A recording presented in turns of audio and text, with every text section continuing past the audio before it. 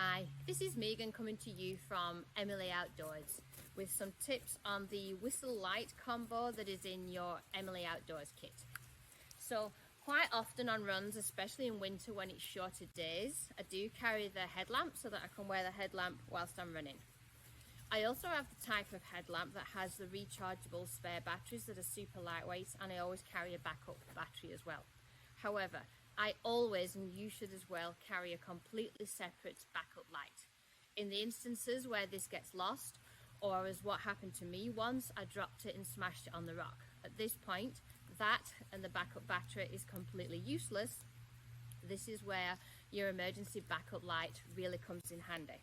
It's just a simple LED light, and it's powered by 2 watch batteries that you can have. You can store a couple of the watch batteries in the little container there in the light, so that you've got your main light and backup, and you've also got your backup light and backup batteries as well, because light is super important in the forest or in the backcountry.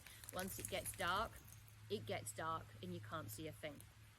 The other good thing about this is it's also a whistle.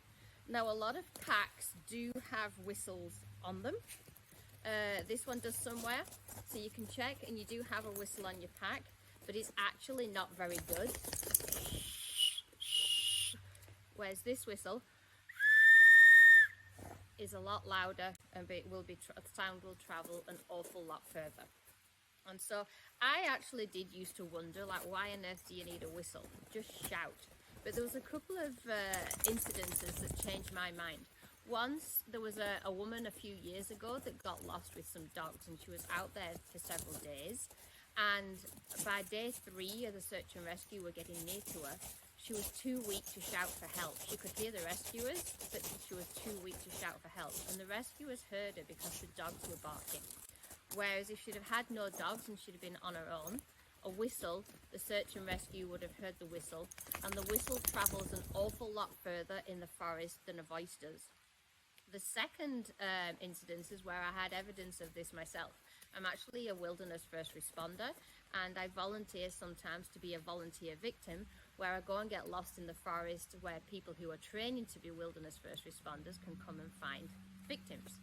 And so in this scenario, I had to be lost in the forest, and I was calling out for maybe 20-30 minutes, which in the grand scheme of being lost is not long. And by the end of the 20-30 minutes, my voice was getting really tired.